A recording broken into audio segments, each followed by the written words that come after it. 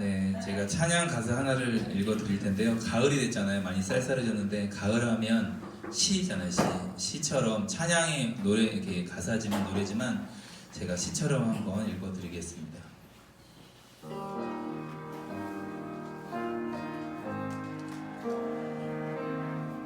광야를 지나며 왜 나를 깊은 어둠 속에 홀로 두시는지, 어두운 밤은 왜 그리 길었는지, 나를 고독하게, 나를 낮아지게, 세상 어디도 기댈 곳이 없게 하셨네. 광야에 서 있네. 주님만 내 도움이 되시고, 주님만 내 빛이 되시는, 주님만 내 친구 되시는 광야. 주님 손 놓고는 단 하루도 살 수 없는 곳 광야에 서 있네.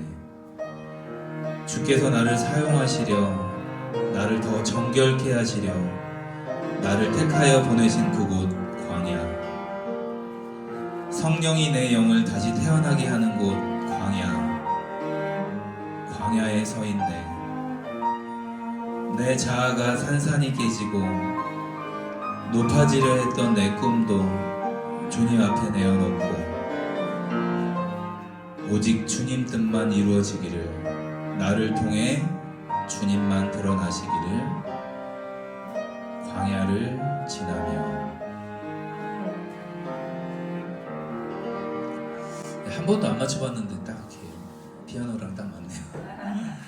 가사 보면 원래 이런 찬양입니다. 왜 나를 깊은 어둠 속에 홀로 두시는지, 어두운 밤은 왜 그리 길었는지.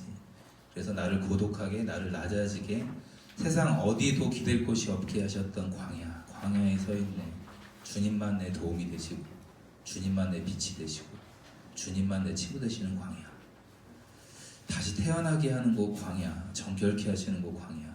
그리고 마지막 두 줄이 이런 가사가 있습니다. 내 자아가 산산이 깨지고 높아지려 했던 내 꿈도 주님 앞에 내어놓고 오직 주님 뜻만 이루어지기를, 나를 통해 주님만 드러나기를, 광야를 지나며. 한 주간 저는 참 많이 듣게 되었습니다. 오늘 설교 내용이 광야입니다. 광야. 그래서 이 찬양의 가사에 많은 부분들이 오늘 좀 말씀과 겹쳐지는 부분이 있어서 한번 이렇게 읽어드렸습니다. 저희가 지금까지 창세기, 출애굽기, 레위기 말씀을 순서대로 좀 배웠습니다. 짧게 배웠지만, 그래서 오늘은 이제 민수기에 대한 말씀을 함께 나누겠는데요. 주보에도 나와 있지만 민수기는 히브리어로 베미드바로 광야에서라는 뜻입니다. 광야에서 모세를 불러 말씀하시는, 그래서 이 모세오경의 제목 자체가 첫 히브리어 단어로 정했잖아요. 그래서 베미드바로 광야에서 일어난 일이다. 근데 영어로는 다른 뜻입니다. 넘버스. 그러니까 저희 나라 제목도 민수기입니다. 백성들의 수를 센다는 뜻으로 민수기라고 지었습니다. 1장하고 26장에 인구조사 이야기가 나오는데, 그래서 저희는 백성들의 수를 계수한다. 그래서 민수기라고 이름이 정해져 있었습니다. 광야에서의 40년의 일을 기록한 책이 바로 민수기입니다. 우리 민수기 9장 5절 말씀 한번 보도록 하겠습니다. 그들이 첫째 달 14째 날에 해질 때에 시내 광야에서 유월절을 지켰으되 이스라엘 자손이 여호와께서 모세에게 명령하신 것을 다 따라 행하였더라. 아멘.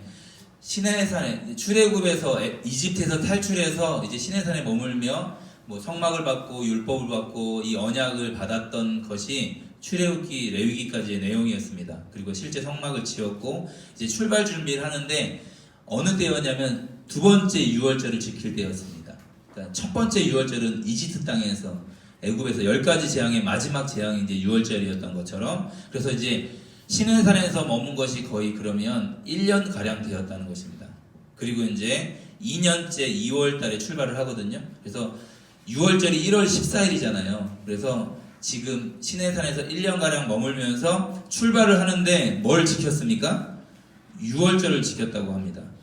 그러니까 이스라엘 백성이지만 하나님께서 출애굽 탈출할 때 여호와의 군대를 불렀다, 이런 표현을 하는 건 지금부터 이제 말하는 겁니다. 이 군대가 출발하기 전에 어떤 걸 지키고 가냐면 6월절을 지키고 출발하는 겁니다. 6월절은 뭡니까? 심판이 나에게 지나간 거. 나도 똑같이 이집트의 장자처럼 죽을 수밖에 없는 죄인인데 유월절 어린 양 덕분에 그 유월절 어린 양의 희생으로 말미암아 그 문에 피를 발라서 죽음이 넘어갔다. 패스오버. 그래서 6월입니다. 넘어갔다라는 뜻으로. 그러니까 6월절 지키라는 의미는 이 군대가 출발하는 전쟁 자체가 하나님의 전쟁이라는 뜻입니다. 너희들을 구원한 것도 나고 너희들 가나안 땅 들어가게 하는 것도 나다. 그러니까 너희들은 하나님만 보고 하나님만 따라가면 된다라는 이 결단으로 6월절을 지키고 출발시키는 것입니다. 왜냐하면 하나님이 우리를 어떻게 구원했는지를 다시 한번 기억을 하는 것입니다. 자, 민수기 9장 23절 오늘 본문 말씀 같이 한번 다시 한 목소리로 읽겠습니다. 곧 그들이 여호와의 명령을 따라 진을 치며 여호와의 명령을 따라 행진하고 또 모세를 통하여 이르신 여호와의 명령을 따라 여호와의 직임을 지켰더라. 아멘. 광야의 삶은 아주 단순합니다. 첫 번째, 구름이 뜨면 출발합니다. 그러니까 장막 치고 성막을 이제 치고 그다음에 이제 그 모세와 레위 지파들이 그 주변에 있고 그다음에 12지파가 이제 그 주변으로 동서남북으로 진치고 있는데 언제 출발할지 아무도 모릅니다. 그 성막에 있는 구름이 떠오르는 순간 하나님의 출발 사인입니다. 그때 짐을 싸면 됩니다. 언제 멈출까요? 가다가 언제 멈출까요? 그러니까 하루를 걸어갈 수도 있고 일주일을 걸어갈 수도 있습니다. 언제 멈추냐면 구름이 멈추면 그곳에 성막을 치고 다시 정착 생활을 시작하면 됩니다. 아주 간단합니다. 그들을 인도하시는 하나님만 따라가면 됩니다. 그런데 이게 쉽지 않습니다. 왜 그럴까요? 군대도 처음 가면 군대 입대하자마자 훈련소를 들어가는데 가장 어렵습니다. 첫째 날, 둘째 날, 셋째 날 한 일주일만 지나면 아주 편하게 군생활을 할 수 있습니다. 왜 힘들까요? 20살까지, 21~22살까지 자기 마음대로 살던 형제들이 정확하게 아침 6시에 기상하는 거 그리고 모든 명령에 복종해야 된다는 거 이거 어렵습니다. 군대 생활 정말 쉽거든요. 저도 정말 재밌게 했습니다. 그냥 명령에 살고 명령에 죽으면 끝입니다. 근데 이게 쉽지 않습니다. 왜 그럴까요? 내가 내 마음대로 살고 싶은 게 인간의 본성이잖아요. 그러니까 누군가의 지시에 그대로 순종한다는 게 정 어렵습니다. 왜 하나님 말씀대로 명령에 따라 살면 이 단순한 삶이 힘드냐면 어렵냐면 광야라는 환경 때문입니다. 광야가 그렇게 만만한 곳은 아닙니다. 낮엔 너무 덥고 저녁엔 춥고 그래서 계속 불평의 사건들이 민수기에 계속해서 나타납니다. 민수기 11장 찾지는 않겠습니다. 11장에 어떤 내용이 나오냐면 출발하자마자 10장에서 이제 출발하자마자 원망을 합니다. 악한 말로 다베라라는 곳에서. 그래서 불이 나와서 이스라엘 그 행군하는 진영의 끝을 태웠습니다. 그리고 바로 고기를 달라고 우리가 애굽에 있었을 때는 생선, 오이, 참외, 부추, 파, 마늘 우리의 힘에 좋은 것들, 우리 기력에 좋은 것들을 먹었는데 이 광야에서는 만나밖에 없다. 그러니까 새벽마다 아침마다 만나를 거두러 가야 되는 거예요. 이 가시 같은 꿀 섞은 과자맛 같은 이 만나가 주식이었습니다. 그러니까 이거 삶아 먹고 쪄 먹고 튀겨 먹고 볶아 먹고 했는데 이게 맨날 만나만 먹으니까 이게 사실은 얼마나 놀라운 신령한 음식이에요. 하늘에서 하나님께서 주시는 천연 음식 아니에요. 천연 음식. 이슬이 딱 마르면서 꿀 섞은 과자 같은 그러니까는 먹을 거 걱정 없는 삶. 그런데 막 생선도 먹고 싶고 고기도 먹고 싶고 막 이런 거죠. 과거의 삶이 자꾸 생각나고. 그러니까 또 원망을 합니다. 이때 하나님이 고기를 이스라엘 진영에 그 바람을 불어서 메추라기를 날려보내는데 성경에 보니까 2규빗이 쌓였다고 써 있습니다. 90cm입니다. 지면에서 90cm로 메추라기가 쌓였습니다. 한 달 동안 200만 명 가량 되는 이 이스라엘 모든 백성들이 한 달 동안 먹을 수 있는 양을 하나님이 막 보내주셨습니다. 약간 이 성경 묵상하면서 먹고 이렇게 인간적인 마음으로는 먹고 되져라 막 이게 막 다쳐 먹어라 막 약간 이런 그냥 성경에는 그런 표현이 안 돼 있지만 그러니까 하나님 고기 먹고 싶어 그러니까 못 줘서 안 주시는 게 아니잖아요. 하나님께서 뜻이 있잖아요. 이 만나만 먹게 하시는 뜻. 물 없으면 또 원망하고. 그래서 탐욕의 무덤이라는 뜻으로 그곳이 기브론 핫다아와라고 써 있습니다. 그런데 민수기에서 어떻게 보면 가장 핵심적인 사건, 민수기 13장, 14장이 어떤 내용이냐면 12정탐꾼이 가데스 바네아라는 곳에서 이제 바란 광야, 시내 광야를 출발해서 이제 바란 광야에 있는 가데스 바네아가 이 가나안 땅 남쪽 지역입니다. 접경 지역. 그래서 가나안 땅 이제 들어가야 되니까 40일 동안 정탐을 해라. 그래서 12지파에 한 사람씩 뽑아서 40일을 정탐을 시키는데 갔다 와서 10명이 이런 말을 합니다. 우리 절대 못 들어갑니다. 거기 가나안 7족속이 얼마나 크고 강한 민족이고 특별히 거인족이 있습니다. 아낙 자손들. 쉽게 말해서 키가 2m 80, 거의 3m 가량 되는 자손들이 있어서 우리는 도저히 그들을 이길 수 없습니다. 우리는 메뚜기 같습니다. 그들의 보기에는. 그런데 여호수아 갈렙 이 두 사람은 아닙니다. 그들의 신은 그들에게 떠났고 하나님은 우리와 함께 하십니다. 그들은 우리의 밥입니다. 우리가 그냥 충분히 이길 수 있습니다. 우리가 다 정복할 수 있습니다. 우리가 먹을 수 있습니다. 하나님이 우리와 함께 계십니다. 라고 여호수아 갈렙 했다가 돌 맞아 죽을 뻔했습니다. 성막에서 하나님의 영이 나오지 않았으면, 지켜주지 않았으면 이 모든 이스라엘 백성들이 여호수아 갈렙을 돌 쳐 죽이려고 했습니다. 민수기 14장 1절에서 5절 말씀 같이 한번 보겠습니다. 온 회중이 소리를 높여 부르짖으며 백성이 밤새도록 통곡하였더라.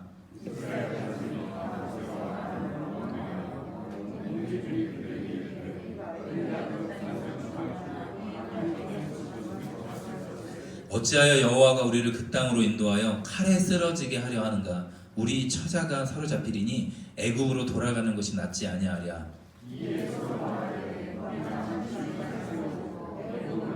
같이 읽겠습니다. 모세와 아론이 이스라엘 자손의 온 회중 앞에서 엎드린지라. 아멘. 지금 10명과 2명의 싸움이 아니라 사실 이건 200만 명의 반대와 2명의 믿음의 고백입니다. 1절 말씀 보면 온 회중이 소리를 높여 부르짖으며 밤새도록 통곡하였다고 기록되어 있습니다. 어떤 말이냐면 우리 죽었구나라는 결론이 그들 마음 안에 이미 우리 가나안 땅 들어가면 칼에 다 사로잡히고 우리 다 죽었다라고 마음에 이미 결론이 났습니다. 밤새도록 통곡하면서 결국은 하나님 말씀이 그들의 마음 가운데 전혀 없었습니다. 하나님의 능력을 경험했지만 그들에게는 지금 이 순간 하나님이 보이지 않습니다. 몸은 애굽에서 나왔지만 그들의 마음, 즉 그들의 존재, 그들의 내면은 애굽에 지금 못 나왔습니다. 애굽을 전혀 변화되지 않았습니다. 그리고 4절에 보니까 애굽으로 돌아가자. 차라리 애굽으로 돌아가자. 한 직원을 세우고 이건 하나님을 따라가지 않겠다는 것입니다. 나는 하나님 말씀대로 사는 거 더 이상 못하겠다라는 의미입니다. 그들에게 전혀 하나님이 보이지 않습니다. 이건 어떻게 보면 깊숙이 보면 그들의 마음 가운데 하나님을 사랑하는 마음이 전혀 보이지 않았습니다. 말씀을 보면서. 이게 왜 문제가 될까요? 애굽으로 돌아가자라고 말하는 이게 왜 문제가 될까요? 애굽에서 하나님이 그렇게 살려달라고 부르짖는 이들의 기도를 들으시고 제발 이 애굽 왕의 이 고통 가운데 이 압제 가운데 저희를 좀 자유롭게 해주십시오. 살려주십시오라고 부르짖어서 구원해 주었더니 지금 다시 애굽으로 돌아간다고 하는 것입니다. 왜 문제가 되냐면 이들은 철저하게 자신이 자신의 인생의 주인입니다. 하나님이 가라고 하는 길이 지금 두렵고 저 전쟁에서 내가 죽을까 다시 돌아가자고 하는 것입니다. 결국은 하나님을 사랑하는 게 아니라 나 자신을 사랑한다는 것입니다. 이때 하나님이 원하시는 것은요, 대단한 어떤 믿음이 아니었습니다. 가나안 족속이 큰 거 맞습니다. 아낙 자손들이 너무나 두려운 것 사실입니다. 어려운 상황이고 지금 감정상으로는 막막한 것이 맞습니다. 우리는 군인도 아니고 400년 넘게 노예로 살던 우리 민족이 어떻게 저렇게 가나안 7족속 전쟁에 능한 크고 강한 저 족속들을 우리가 어떻게 이길 수 있을까? 현실에 막막한 거 사실입니다. 그런데 이때 하나님의 마음은 뭐냐면 너의 힘으로는 안 되지만 제발 하나님을 보라는 것입니다. 너가 전쟁하는 거 아니야. 내가 이 전쟁에 승리할 거야. 그러니까 하나님을 믿고 순종하라는 겁니다. 그냥 그 자리로 가라는 것입니다. 다윗과 골리앗이 전쟁할 때 다윗이 골리앗을 이길 수 있는 힘이 어디 있었습니까? 그냥 하나님을 사랑하는 그 마음. 하나님의 이름이 모독받으니까 저 골리앗의 입에서 그 블레셋의 강한 장수인 골리앗의 입에서 하나님을 멸시하는 말이 나오니까 이 소년 다윗이 10대 후반이었던 소년 다윗의 마음 가운데 하나님이 욕먹는 거 나는 견딜 수 없다라고 그 돌멩이 하나 들고 물맷도 들고 달려 너가 모독하는 난 만군의 여호와의 이름으로 나아간다. 자기 실력으로 나아가는 거 아니라 자기의 힘, 내가 저 사람 쓰러뜨릴 수 있는 능력으로 나아간 게 아니라 하나님을 사랑하는 마음으로 골리앗 앞에 달려 나아갔습니다. 이때도 하나님이 원하셨던 건 대단한 사역이나 위대한 승리를 원하셨던 것이 아닙니다. 그냥 하나님을 사랑하는 마음으로 순종하고 그냥 묵묵히 두렵지만 가나안 땅으로 들어가는 것, 그것이 하나님이 원하시는 것이었습니다. 아니면 어쩌면 애국으로 돌아가자 말하는 게 아니라 그냥 그 자리에서 버티고 있는 것을 하나님이 원하시는 것일 수도 있습니다. 제가 이번 주에 광야를 읽다라는 책을 읽었는데요, 이 책에 이런 내용이 나옵니다. 한번 읽어드리겠습니다. 저에게 참 은혜가 됐어요, 이 구절이. 광야에 사는 모든 생명들은 살아남는 것이 목표다. 살아남기 위해 그들이 하는 일은 버텨내는 것이다. 버텨내면 사는 것이고 그렇지 못하면 죽는다. 버텨내기 위해, 견뎌내기 위해 안간힘을 다해 살아간다. 이 세상을 살아가는 우리와 닮은 꼴이다. 모든 살아있는 것들은 무엇인가를 견뎌내며 살아가고 있다. 다 나름대로 힘들게 견디면서 생존한다. 광야와 같은 인생을 살아가고 있는 우리에게 가장 필요한 것은 견딤의 은혜다. 견딜 수 있는 힘을 공급받는 것이다. 견뎌내는 사람만이 가나안에 들어갈 수 있다. 책을 전체를 다 읽으면서 이 부분이 설교를 준비하면서 참 마음에 감동이 됐습니다. 광야에서는요, 정상을 정복하는 게 목적이 아니고 산을 1등으로 올라가는 게 목적이 아니고 광야는 그냥 지나가면 되고 통과하면 되고 버텨내면 되는 곳이라고 저자가 기록하고 있습니다. 여러분, 버텨내는 것이 광야입니다. 하나님은 어쩌면 이 가데스 바네아에서 40일 동안 그 땅을 정탐시켜서 그들이 강하다는 걸 보여주는 게 아니라 이때 하나님이 40일 끝나고 나서 그래, 너의 힘으로는 할 수 없지. 그러니까 나만 따라오면 돼. 나만 바라보고 오면 돼. 라는 거를 알려주고 싶었던 것 같습니다. 하나님의 본심은 사랑입니다. 여러분, 인생을 살아가면서 어떠한 이해될 수 없는 상황, 내가 이해할 수 없는 일들이 우리 가정에, 내 삶 가운데 답답한 일들이 일어날 때, 기도해도 풀어지지 않고 상황이 더 꼬여만 가고 어려워질 때, 내 마음이 낙담되어질 때 여러분 잊지 말아야 하는 것은 하나님의 본심은 사랑이라는 것입니다. 우리를 사랑한다는 것입니다. 그리고 그분이 우리를 영원토록, 우리를 끝까지 우리와 동행하시며 우리를 인도하기 원하신다는 이 두 가지, 이 사실을 어떠한 마음의 무너짐이 있더라도 잃으시면 안 됩니다. 하나님이 나를 사랑하시지. 그분이 끝까지 나와 동행하시지.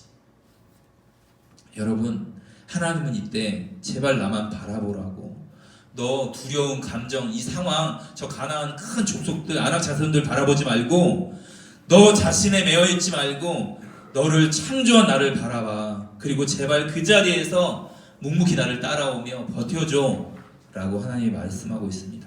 그런데 이스라엘 백성들은 하나님이 보이지 않습니다. 그들은 오직 그들의 보고만 들었고 이 상황만 보고 있습니다. 애굽으로 돌아가자며 밤새 통곡하고 있습니다. 밤새 통곡하고 있는 그 애굽 사람들, 이집트 사람들을 보면서, 이집트에서 탈출한 이스라엘 사람들을 보면서 하나님 마음이 어땠을까요? 같이 한번 생각해 봤으면 좋겠습니다. 두려움에 떨고 있는 애굽으로 돌아가자고 하는 저 200만 명의 그 통곡을 들으신 하나님의 마음이 얼마나 안타까웠을까요? 자기 자신에 매여있는 저들의 모습을 보면서, 이 두려움에 매여있는 저들의 모습을 보면서 얼마나 안타까우실까요? 얼마나 마음이 아프실까요? 그리고 하나님 언제까지 참으셔야 되죠? 너무 안타까우셔서 하나님이 이런 말씀하고 있습니다. 민수기 14장 말씀 보겠습니다. 11절 12절입니다. 여호와께서 모세에게 이르시되 이 백성이 어느 때까지 나를 멸시하겠느냐? 내가 그들 중에 많은 이적을 행하였으나 어느 때까지 나를 믿지 않겠느냐?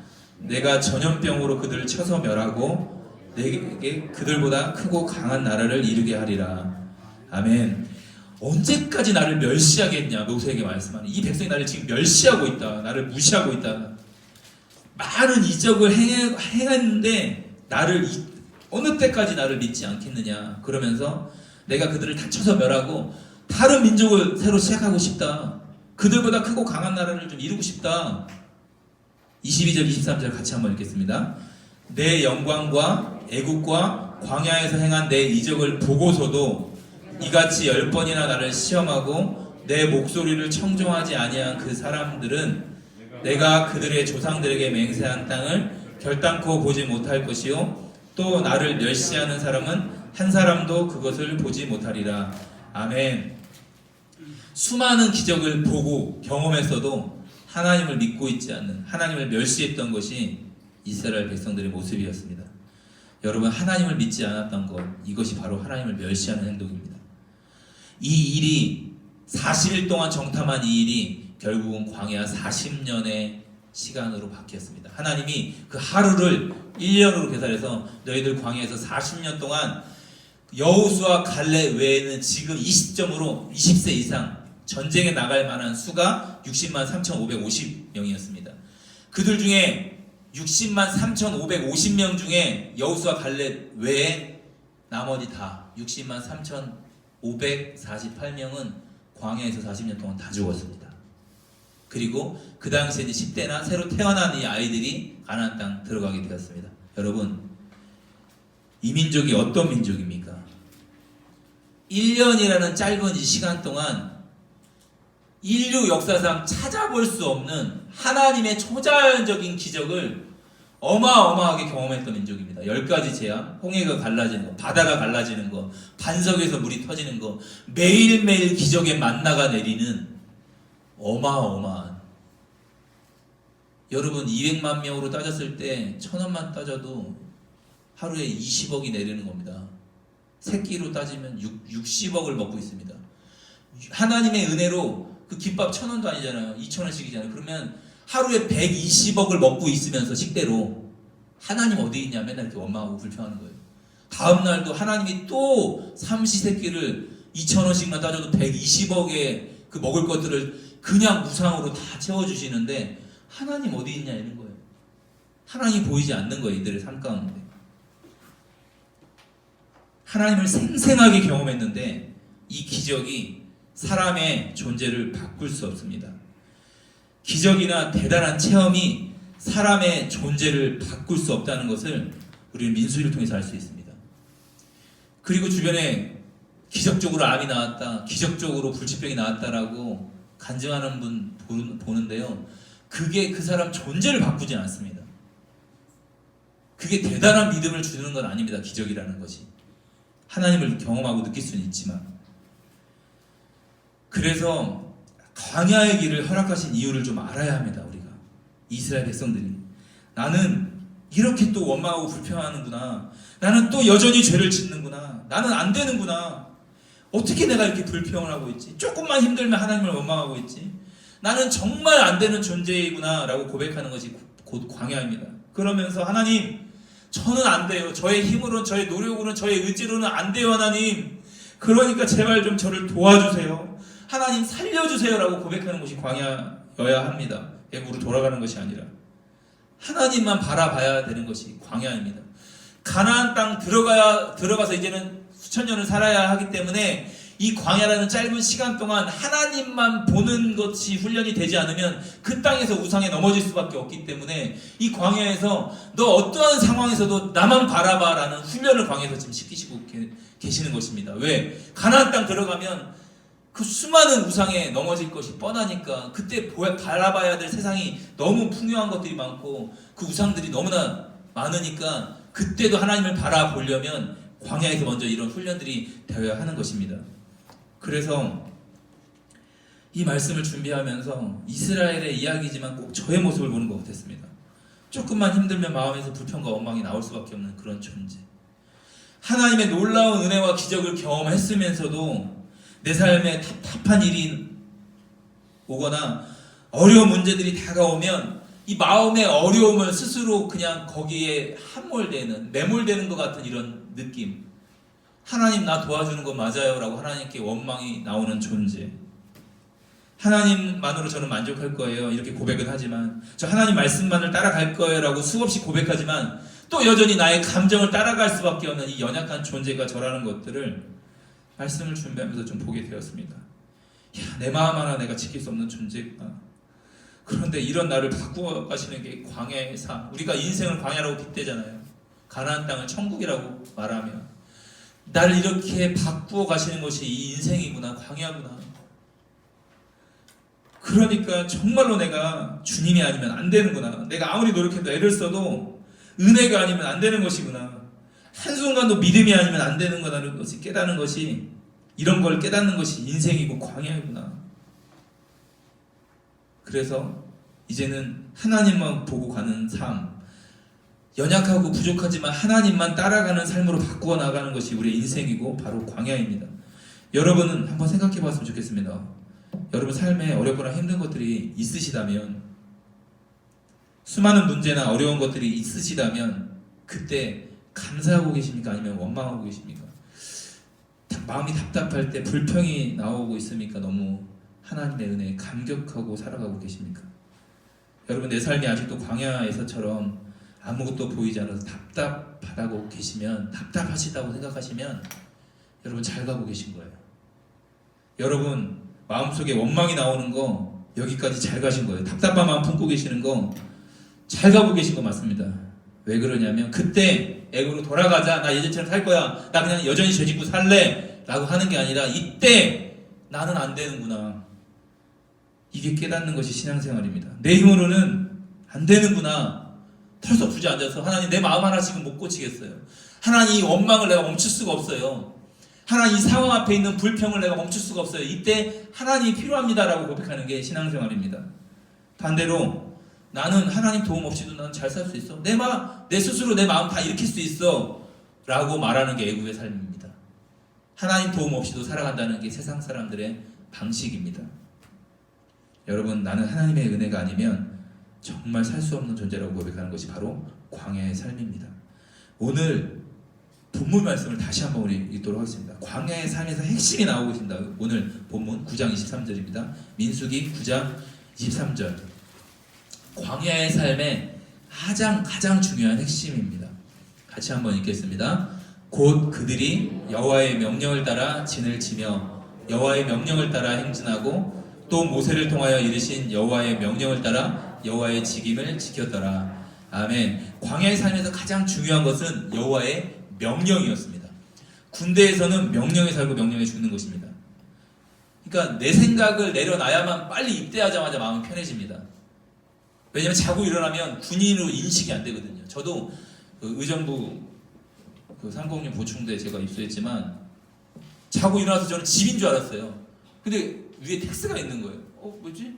그러니까 내 방인 줄 알았는데 천장에 텍스가, 그 옆에 이상한 머리 빡빡 머리 민 아이들이 누워 있는 걸 보고, 그러니까 아침에 새벽에 6시 기상할 때마다 집이 아니라 군대구나라고 생각을 바꿔야 되는 거예요.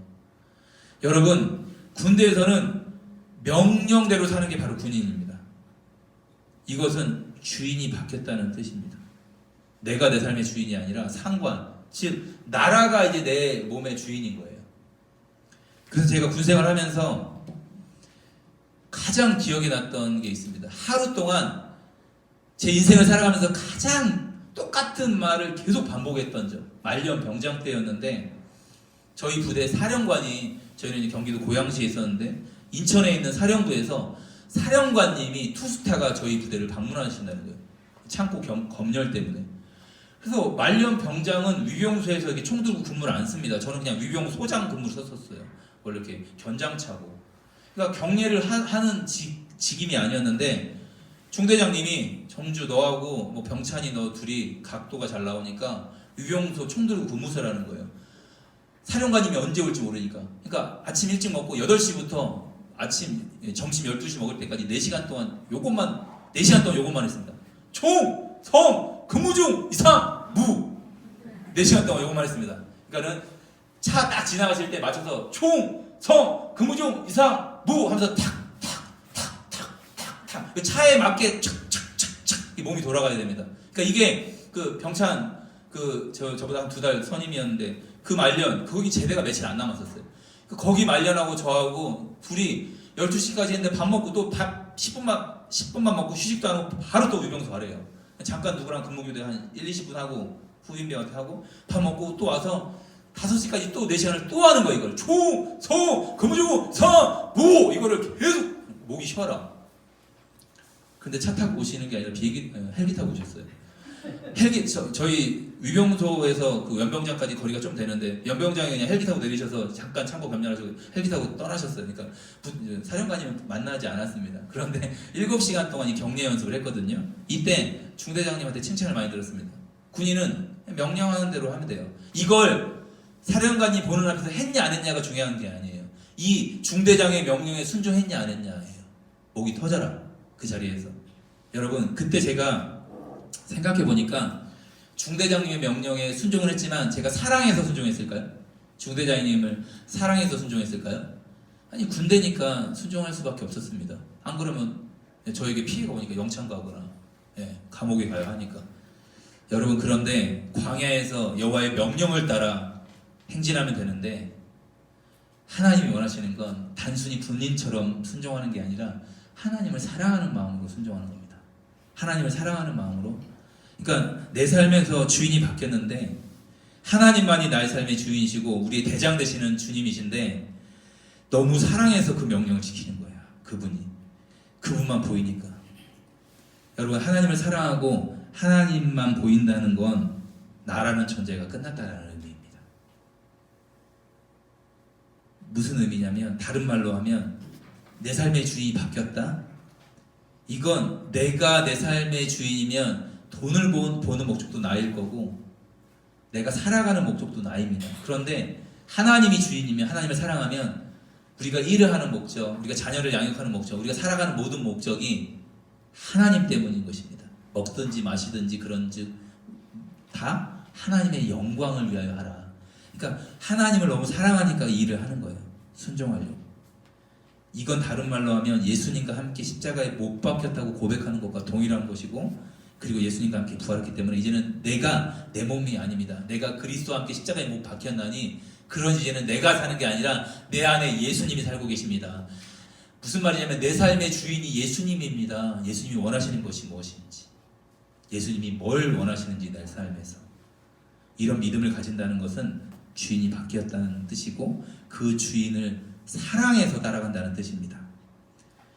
여러분 사랑해서 지키는 것입니다. 여러분 연애할 때 그런 거잖아요. 그 사람만 보잖아요. 아침에 일어나서 거울 보면 그 사람만 보이고 동그라미 그리려다 무심코 그려놓고 그 사람 얼굴이 막 그려지잖아요. 여러분 갓난아이가 태어나면 엄마가 그 아이밖에 안 보여요. 첫째 기억나시죠? 첫째 아이 태어났을 때 우리 아들, 딸 그냥 거의 그냥 CCTV처럼 엄마가 아이한테 붙어있잖아요. 꼭 그 아이만 보고 막 그 울음소리만 들으면 엄마들은 알잖아요. 이게 뭘 원하는지 아이가 너무너무 사랑하고 이뻐서. 그러니까 이 아이를 지켜야 된다는 의무가 아닌 거예요. 엄마한테는 사랑해서 이 아이를 너무 지켜주는 거죠. 신명기 8장 말씀 한번 보겠습니다. 구약 274페이지입니다. 신명기 8장 2절 3절 말씀입니다. 내 하나님 여호와께서 이 40년 동안에 내게 광야 길을 걷게 하신 것을 기억하라. 이는 너를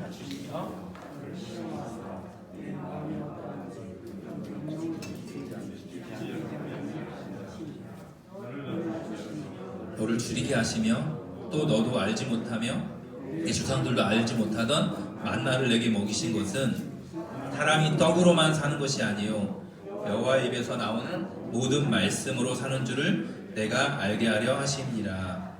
아멘. 하나님께서 우리에게 광야의 삶을 허락하신 이유는 우리의 마음을 원하셨던 거예요. 네 말씀을 지키는지 안 지키는지, 네 마음이 어떤지를 보고 싶다. 그리고 하나님을 사랑하는 마음으로 하나님을 따라가는 것을 하나님이 원하셨습니다. 그래서 사람이 떡으로 사는 게 아니라 하나님의 말씀으로 살아가는 것이구나, 이걸 깨닫게 하려고 이 광야의 40년 시간을 허락했습니다. 그러니까 이제는 우리의 인생 가운데 하나님의 뜻이 어디에 있는지를 살펴보아야 합니다. 여러분 이번 한 주간 한번 그렇게 결정했으면 좋겠습니다. 지금 교회 나온 지 얼마 안 되셔서 어려울 수 있지만 어떤 분들은 창세기부터 시작해도 상관없겠고 어떤 분들은 마태복음부터 혹은 요한복음부터 시작해도 상관없겠습니다. 그래서 요한복음 21장이니까 요한복음 한 장씩 읽으면서 하나님의 뜻을 발견해 보는 거예요. 창세기 1장부터 시작할 분들은 창세기 1장을 읽으면서 하루에 한 장을 묵상하면서 하나님의 마음을 좀 깨달아 보는 곳입니다. 하나님의 마음이 어떤지. 보통은 2번, 3번 그 말씀을 정독을 하면 하나님의 마음이 보이기 시작합니다. 그리고 말씀을 읽기 전에 하나님, 저는 이 말씀을 깨달을 수 없는 존재입니다. 저를 비워주시고 성령으로 충만히 채워주시고 이 말씀을 깨달을 수 있도록 성령으로 충만케 해주십시오. 그리고 깨달은 그 말씀에 제가 순종할 수 있도록 도와주십시오.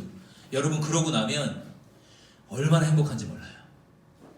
제가 여러 교회에 사역을 했지만 제 사역 16년, 한 17년 사역 가운데 가장 행복했을 때가 초등부 선생님 중에 한 분이 저에게 와서 제가 그분에게 3년 동안 그렇게 가르쳤어요. 말씀을 묵상해본 데도 살으라고. 그런데 그분이 작은 아버지 아마 장례식을 인도하시면서, 그분이 목회자가 없어서 그분이 가족 예배를 드리면서 이렇게 3일 장을 치르면서 이렇게 예배 인도하셨나 봐요. 그런데 그 선생님이 저에게, 제가 사무실에 있는데 사무실에 모셔서 뭐라고 하셨냐면, 목사님이 말했던 게 이거네요. 3년 만에 이 얘기를 하시는 거예요. 아침에 새벽에 묵상하신 것을 놓고 장례식장 가서 그걸 똑같이 예배 드렸대요. 하나님 깨닫게 해주신 만큼. 그리고 그 말씀이 그날 이루어지는 것을 3일 동안 경험하신 거예요. 장례 기간 동안. 너무 행복하셔서 24님이 오셔서, 목사님 말씀이 진짜 이루어지는 거네요. 막 이 감격을 막 하시는 거예요. 말씀대로 기도했더니 그 말씀대로 하나님이 이루시는 걸 경험하니까 저는 더 이상 가르칠 게 없는 거죠. 이게 최고의 삶입니까? 최고의 행복한 삶입니까? 하나님이 말씀하셨고 그 말씀대로 이루시는 걸 경험하면요, 제자훈련 사실 의미가 없습니다. 정말 행복하고 너무 감사합니다. 그리고 다음날 하나님이 어떤 말씀 주실까 기대가 되고 설레기 시작하는 거예요. 그러면 하나님과의 동행이 시작됩니다. 묵상의 결과는 아니지만 이번 주에 제가 한 5,000원짜리 물건이 필요했었어요. 그래서 하나님, 살까요 말까요? 그냥 이렇게 교제하면서. 근데 그냥 필요한 상황이었어요. 그래서 그날 사고 어디를 좀 가야 되는 상황이라 5,000원짜리 그냥 가벼운 물건이었습니다. 그런데 한 분 만나서, 제가 명절이 지나서 못 챙겨줘서 전도사님 한 분에게 그 초코파이를 하나 전해주고, 전도사님이 제가 필요한 그 물건을 주겠다고 하는 거예요. 목사님 그거 없으세요? 네, 없는데요? 저한테 그거 2개 있는데. 그러니까 저를 딱 보고 알았던 거예요. 그분이 없다는 걸. 우리 집에 그 2개 있는데? 그래서 그거를 5,000원짜리밖에 되지 않는 물건이었지만 그걸 딱 받고 그날 너무 행복했어요. 내가 필요한 어떤 것을 하나님이 알고 계신다는 것 자체가, 이게 뭐 몇백만 원 헌금 받는 것보다 사실은 5,000원짜리 가치지만 하나님과 동행하는 이 기쁨이 제 마음이 설레이더라고요. 하나님이 나를 지켜보고 계시는구나. 내 마음을 다 알고 계시는구나. 여러분, 이번 한 주간 하나님과 동행하고 하나님만 바라보았으면 좋겠습니다. 그리고 이렇게 기도했으면 좋겠습니다. 저 일주일 동안 하나님만 보이게 해주세요. 그리고 하나님 말씀대로 순종할 수 있도록 제 마음을 하나님 지켜주시고 그 말씀대로 이루어주세요. 여러분, 하나님 마음 순종할 때 하나님과 동행하는 정말 놀랍고 행복한 삶으로 나아가는 것입니다. 여러분, 광야 생활, 여러분 일상생활 속에서 이제 광야를 경험하셨으면 좋겠습니다. 작은 방도 좋습니다. 쇼파도 좋습니다. 하나님을 알아가는 시간, 나홀로 하나님을 만나는 그 장소를 정해주시고 함께 묵상했으면 좋겠습니다. 그래서 광야 같은 삶의 현장에서 이번 한 주간 하나님의 마음을 풍성히 누리는 우리 모든 성도님들 되시길 주님의 이름으로 축원합니다.